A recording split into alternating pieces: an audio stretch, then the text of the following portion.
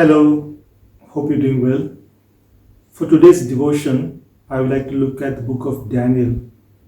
So we see how Daniel and his friends were taken as exiles into the land of Babylon, but because they chose to not defile themselves and try and serve God, so we see how God has blessed them with knowledge and wisdom, and how He also gave Daniel the power to interpret dreams. And because of these gifts that God had bestowed on them, they were able to impress King Nebuchadnezzar and rise in the kingdom of Babylon.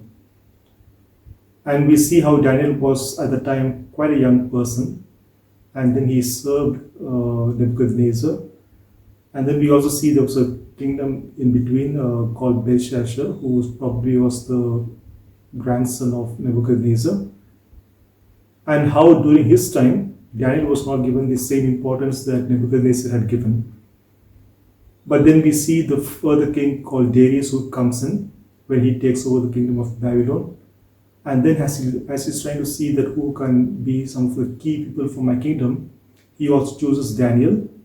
And Daniel again grows in his kingdom. And then we see in chapter 6 how it says that there was no corruption found in him, and whatever he did was done exceedingly well. So people were conspiring how they can get rid of Daniel. So this is a quite familiar passage to all of us. We know how he was put into the lion's den. So we also see that the king was very much disturbed that his favorite person is now going to be put into the den of lions, because he was strict by his administrators. But then he says to Daniel before he puts him into the den of lions, saying that your God whom you serve continually, may he rescue you. And we see that Daniel has been put into the den of lions, and then the seal has been put over the entrance. I'm sure that all the people who wanted to get rid of Daniel, so that when Daniel is gone, they can become as corrupt as possible, and they can really rule the kingdom in a very corrupt manner. But we see that the king was the only person who was not probably rejoicing over what has happened. He couldn't eat, he couldn't sleep, and when the daybreak comes, he comes running into the tomb area, and then he calls out, Daniel, did your God whom you serve continually, has he been able to rescue you? And Daniel says, yes, the Lord has sent his angel to shut the mouths of the lion, and I am safe. So he is rescued from there, and all those who had put false witness against him were put down into the den along with the families, and the lions were able to overtake them. We also see a similar situation in the lives of Daniel's friends, Shadrach, Meshach, and Abednego. We see that how when the Nebuchadnezzar had erected a statue and wanted everybody to kind of worship that, they were the only three people who were not worshipping that. It's safe to assume that Daniel was probably not in Babylon at that point of time, and only they found that, okay, this is a way to get rid of these three people. So they came up with the king, and they said that these three people are not worshipping the image. So the king was furious, and he said that, okay, let me see that which God is able to rescue you from my punishment.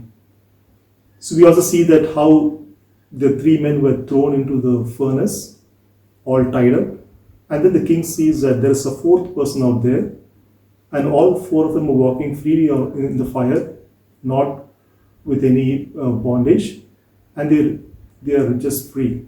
So he calls them, can you please come outside? And then they see that there's no harm of the fire on these three people. Similarly, when Daniel was pulled out of the den, they saw that he had no hurt and there was nothing done to him. So he says that because I did not do anything against you, O king, the Lord protected me from any harm and danger. So there will come a lot of times in our life when we are put to the ultimate test, and people might say, where is your God? Your God probably helped you in the past. He probably helped your friends. But today, we see that when we are trying to put something against you, Your God is not visible to us. Maybe your God has let you down. He's not going to help you this time, and this time we're going to finish you off. So they would have heard about what God has done in the life of Daniel during the time of King Nebuchadnezzar, and now they are said, okay, you are an old man right now. You must be 80 plus old. You did wonders during the time of King Nebuchadnezzar, but now we want to get rid of you. Now we see your God's not helping you at all. But when God had to show up, He did show up. So when things were seemingly over, maybe the entire people who put Daniel into the den were rejoicing all the night. God was there in the midst of the lion's den. So the lions were very ferocious lions, but there was one lion out there who was bigger than all of them, the Lion of Judah. So he came to rescue Daniel at his time of need. And when people put the three men into the furnace, they thought your God is not there. He is not going to help you right now. But in the fire was Jesus out there. So he welcomed the three people out there, and they would have enjoyed talking to each other in the fire. Same way, I believe that even in the lion's den, Jesus would have met Daniel, and they would have spent time just talking in the midst of all the lions. So whenever you come to a difficult time in your life, you may not probably be in lion's den, or you may not be put into a furnace, but you might have certain difficulties or certain trials that might seem so difficult for you. People might come to you and say that, where is your God? You keep talking about God, you keep praying to God, but this situation is bigger than what your God can help you.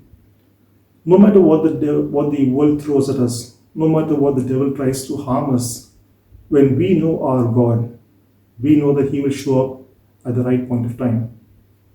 So when people say, where is your God? We will be able to show them where is our God. In the real time, place of danger, He will show up.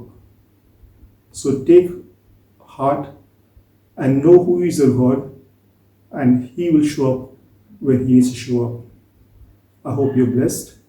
Take care. Have a nice day.